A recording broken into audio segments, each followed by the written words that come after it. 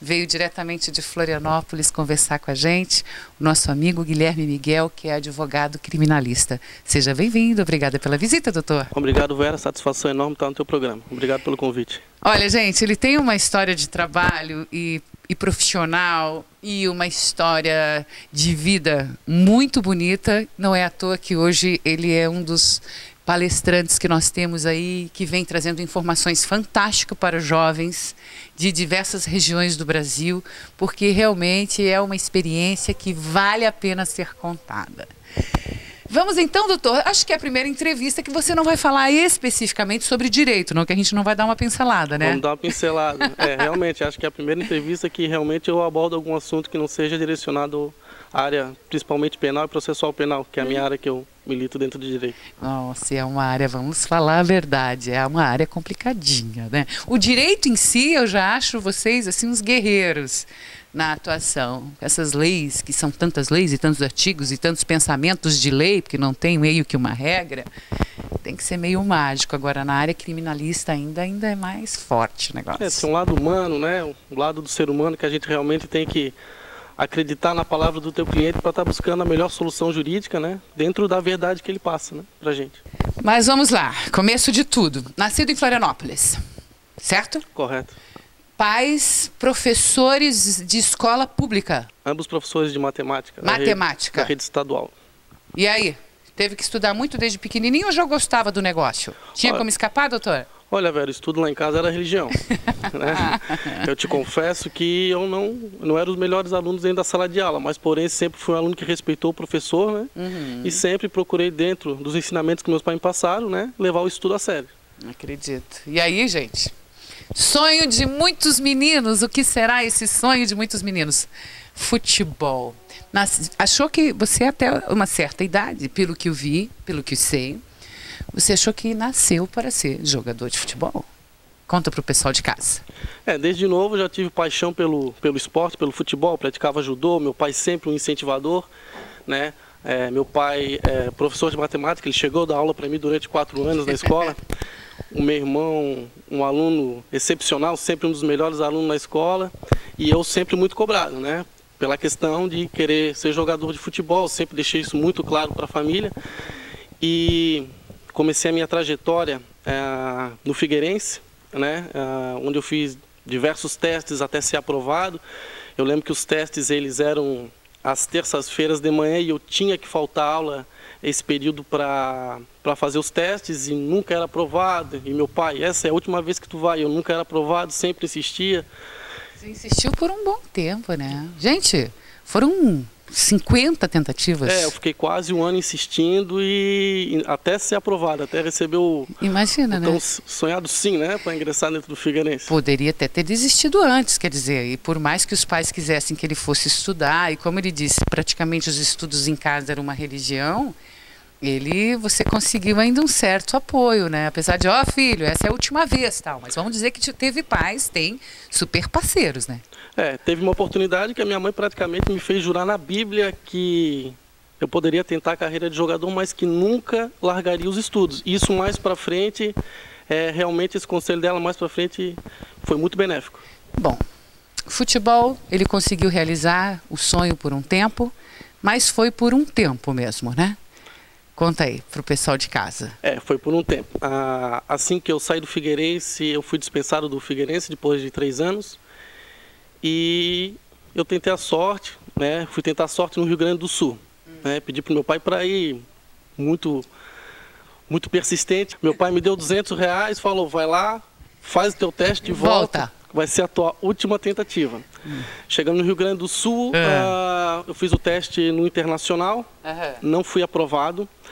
E eu, de teimoso, eu fui no Grêmio, que é pertinho ali do lado, fui me inscrever num teste ali, e o teste era 3 dias de avaliação. E aí? E eu tava com o dinheiro curto, velho. Dormir onde? Então até uma revelação que a minha mãe não sabe, dormi 3 dias na rodoviária para poder fazer o teste no Grêmio, né? Coração de mãe é fogo, imagina como ela tava, né? Você dormiu 3 dias na rodoviária? Perdão, foram 2 noites. 2 noites? 3 dias de teste, 2 noites, né? Eu peguei lá, peguei minha mochilinha, fiquei. E não fui aprovado, velho. Não fui aprovado, então de repente eu não fosse tão bom quando eu acreditasse que fosse, né? Você queria que era, você queria, você acreditava que era, e você tentou. 3 dias em Porto Alegre, volta para casa e... Assim que eu voltei para casa... Negativa também. Negativa. Acabou o futebol, poxa, vai para o estudo. Eu praticamente já estava conformado e quando eu fui para a escola para conversar com os professores, para fazer as avaliações que eu havia perdido, eu vejo um cartaz, teste do Internacional de Porto Alegre em Florianópolis. Ah, não acredito. Acabou de voltar de Porto Alegre e o teste vai ter aqui agora. E aí? Meu coração bateu e meus olhos piscaram, vamos dizer assim, né? Em resumo, eu fui fazer o teste, eu me inscrevi, foi nos ingleses, na Praia dos Ingleses, em um campo de futebol. E quando eu cheguei naquele campo, acho que tinha umas 3, 4 mil crianças ali. O teste acho que começava na sexta-feira de manhã e acabava no domingo, né? Sempre quando o sol caía, eles encerravam, porque era muita criança inscrita. E naquela oportunidade, na inscrição, eu dei a sorte de ser selecionado para o primeiro time, para o primeiro jogo. Oh, foi bênção. Foi. E com 3 minutos de jogo, o senhor Alírio Ranzolin, que na época era diretor das categorias de base do Internacional, ele me tirou de campo. Eu já pensei que tinha feito alguma coisa errada, né? Com 3 minutos nem joguei. Ele perguntou meu nome, minha idade, perguntou se meus pais estavam ali e falou: olha, você tem um futebol de jogador profissional, você, na minha avaliação, você está aprovado para jogar no Internacional de Porto Alegre.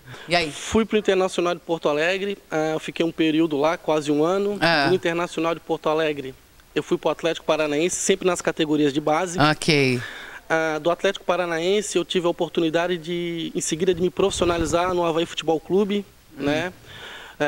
O ex-presidente Nilson Zunino me deu essa oportunidade, né, com o treinador Roberto Cavallo. E virando o ano, foi em 2003 ou 2004, virando o ano quando saiu o treinador Roberto Cavallo, chegou o treinador Galineto, acredito que ele não tinha simpatizado muito com o meu futebol, ele me dispensou. Quando ele me dispensou, eu fui para Lages, dessa vez no Internacional de Lages, e quando eu vi que eu estava jogando sem receber, passando dificuldade, eu já estava com a faculdade de Direito na 3ª ou 4ª fase, foi onde eu decidi encerrar a carreira, né? Bendita mãezinha que falou: filho, quer jogar, tentar tua vida no esporte? Vai lá, vai fundo, mas não deixe os estudos. Não deixe, foi o conselho dela que me deu a força para me dar a tomada ali para... realmente assumir minha faculdade e me tornar um advogado criminalista. Hoje um advogado criminalista com diversos casos, inclusive de repercussão estadual, que a gente acompanha nos noticiários, né, na televisão. E também hoje uma pessoa que tem uma base muito forte familiar, tem a questão do estudo e uma questão da fé muito linda. E por isso que é uma das pessoas que é bastante profissionais, né? Advogado criminalista, com sonho de jogador de futebol, olha isso, gente, que hoje é palestrante. Falta isso para os jovens, essa coisa de querer continuar. O que acontece com a maioria desses jovens? Você imagina, quantos você viu tentando nos testes? O que a maioria acaba fazendo quando não dá certo, quando não continua os estudos, né? Imagina, gente. Assim, Vera, eu acho que o jovem, quando ele tem força para ir buscar, para ser um atleta profissional de futebol, porque é treino de manhã, é treino à tarde, a carga horária de treino é pesada, a cobrança é enorme. Então, quando um jovem ele não consegue ser jogador de futebol, posso falar que ele tem força para ser o que ele quiser na vida. Que maravilha! Olha aí, gente. Que é o que a gente vê hoje, né? A gente vê os casos agora, falando um pouco também a base do direito. E quantas crianças, adolescentes que se frustram, né? Tentativa de gente pobre ficar rico no Brasil, muitas vezes, é futebol, é música, né? A gente que tem aquela dificuldade, aquela carência, que mora com aquela carência, que já tem os pais que lutam uma vida inteira. E, gente, 89,9% dos casos não acontece. São poucos os casos que acontecem. Então, muitos jovens acabam, inclusive, caindo para a criminalidade quando tem, assim, algumas negativas, como você também teve, doutor. O que você diz aí dessa questão, que se fala tanto da questão da maioridade penal? Então, existem duas questões, né? Existem aquele posicionamento das pessoas que são a favor a reduzir a maioridade penal e aqueles que são contra, né? As pessoas que são a favor da redução da maioridade penal, eles alegam que um menor de 16 a 17 anos eles podem votar, então eles têm o discernimento para escolher entre o melhor e o pior candidato. Certo. Eles podem trabalhar, eles podem casar, então existe uma maturidade, né? Agora, o posicionamento dos juristas, né, dos experts que são contra, eu faço parte desse grupo, é que os nossos presídios hoje, eles estão superlotados. né? 60% das pessoas que cumprem pena no presídio, eles voltam a reincidir no crime.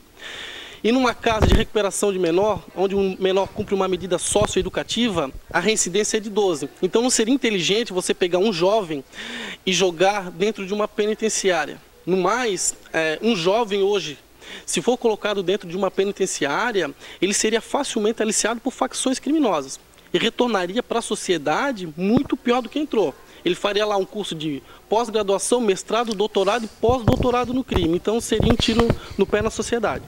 Para você, o ideal seria?